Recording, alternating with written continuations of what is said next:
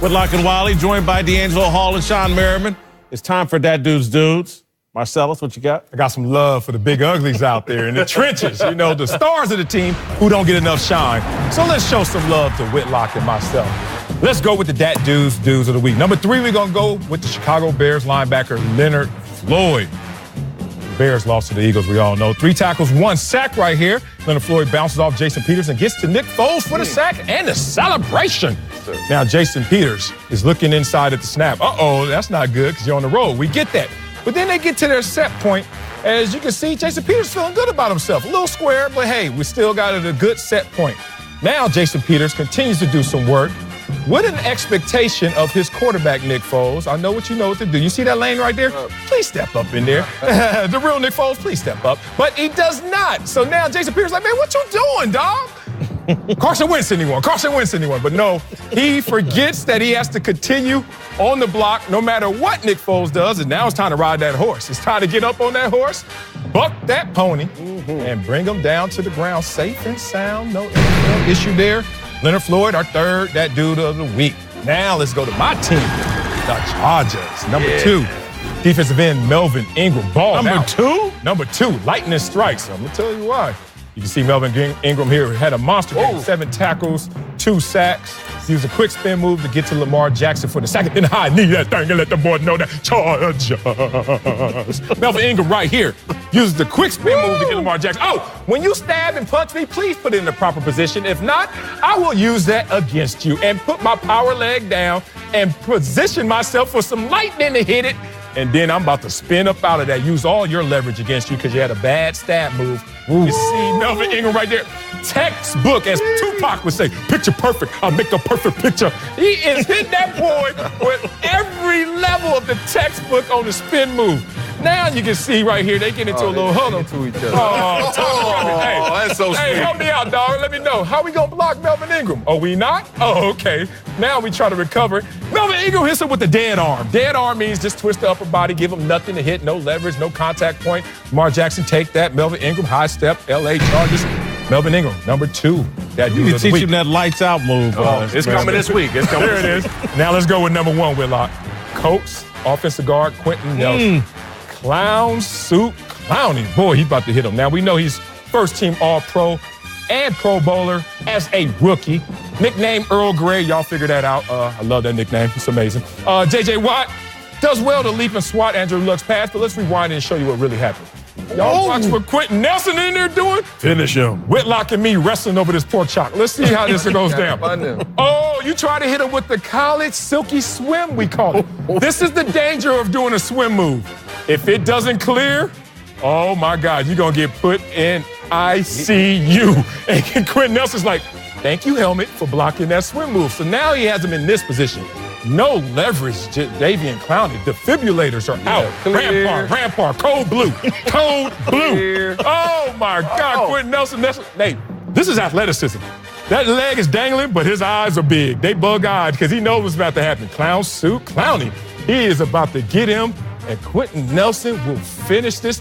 Jadavian's doing all he can, but there's nothing you can Mayday. do to avoid what's Down goes Clowney. And now, Down goes Clowney. the yin-yang symbol. Look at them boys, yin-yang twins out there. Oh, my God, Earl Grey, I see you, brother. Quentin Nelson, you a beast. I'm glad I'm retired. You are number 1, that dude of the week. Pancake special. Man. Yeah. Thank you, my sons. Great job. Let's move to L.A. Coliseum, where the Rams host the Cowboys in a divisional round showdown Saturday night. Dak Prescott has been facing doubters all year, and a win this week could go a long way towards silencing his critics. And while nobody doubts Jared Goff's abilities throwing the ball, another early exit from the postseason could put a serious ding in his reputation. I actually think Jared Goff has more to lose in this game than actually Dak Prescott. Okay. Dak Prescott is supported by the owner, Jerry Jones. Yeah. Sean McVay did not draft Jared Goff. And Jared Goff has had a poor finish to the regular season. And if he bows out of these playoffs with a poor performance, Sean McVay maybe next year, but Sean McVay can wiggle himself loose from Jared Goff and point the finger at Jared Goff. I think there's more to be won and lost in this game for Jared Goff than Dak Prescott. Interesting take. I won't argue against it, but I do have a different side and different perspective. I'm looking at Dak Prescott, and I say there's more for him and more meaning in this game for him in terms of the positives and negatives. Think about it. Jared Goff, he's already been through the fire. He got beat up. His first 7 games, his rookie year, oh my goodness, 0-7, you're a bust. And then he just has backed that up with consecutive years of almost being an NFL MVP, playing at that highest level. So he's already been through the fire. Dak is still in the fire, not been through it, still going through it. And if Dak Prescott goes out there and plays well, people are going to say, okay, it's time to eat a little more crow from you, Dak. But if Dak goes out there and messes up, people like myself and others who are critical of Dak will sit there and say, told y'all, I told you, this is all we've been waiting for. So I think there are lower lows for Dak Prescott. That's why I think this game means more for him. Yeah, I don't think neither one of these guys are in fear of not being their team's quarterback moving forward long term. Agreed. But with that being said, I just think the pressure's on Dak because more people don't believe in Dak than I think Jared Goff. I think Jared Goff has a stable of people, especially people in the media, who believe he is a elite quarterback or right on that cusp. And I was kind of hesitant to give him that moniker right now because the way he's ended the season. It's been plays out there on the field where I've seen that just take the check down. Just take the check down, where he's just being a little too greedy. And he was getting away with it earlier in the season. And now he's not getting away with it. Teams are starting to say, hey, look, we know Jared and this offense wants the home run ball. So we're going to put 2 guys on that, leave this guy open, and he's just not being patient enough. And so he still has a lot to prove to me for me to really buy the hype. But I think the masses have already bought the hype of Jared Goff, and Sean McVay fixed him. I still think, like you said, it's still something left I need to see. I need to see him go out there and really consistently do it. But I think it's more pressure on Dak because I think it's more people don't believe that Dak can beat them throwing the ball all over the field. What pressure on Dak? Dak is an average quarterback. I said it before. I say it 10 more times. No, I agree. I agree with Whit, right? Jared Goff is in a lose-lose situation because you go out and beat the Dallas Cowboys. More importantly, you beat Dak Prescott. Okay, you beat Dak Prescott. Whoopee, congratulations.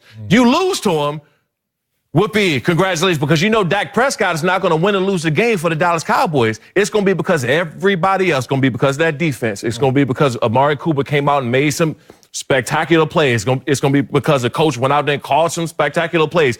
The game is not going to be won or lost because of Dak Prescott anyway. They're not even in the playoffs because of Dak Prescott. They're in the playoffs because of everyone else. So Jared Goff is in a lose-lose situation no matter how you see it. The pressure's on him. Yeah, the pressure is on Dak. Trust me. And I understand what you're saying, Merriman. Agree. But think about this.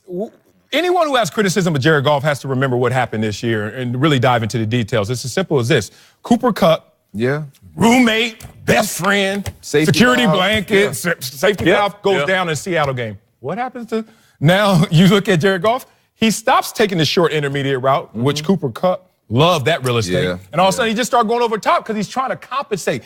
A lot of young quarterbacks feel that pressure. He's an NFL MVP caliber quarterback who's trying to keep those numbers up and keep this offense rolling. But you just lost a key part of that offense and that engine. So I just think that Jared Goff is fine no matter his lowest of lows because he lost something that if he stinks it up, again, he's not even the face. He might be 3rd or 4th on the totem pole in the face of the Rams. After Gurley, certainly after McVay, after Aaron Donald. Yeah. And so he's easier to walk away from. Jerry Jones has made it crystal clear who his quarterback is, ownership. And so it's great to have fan and media support, but fans are fickle, and so is the media.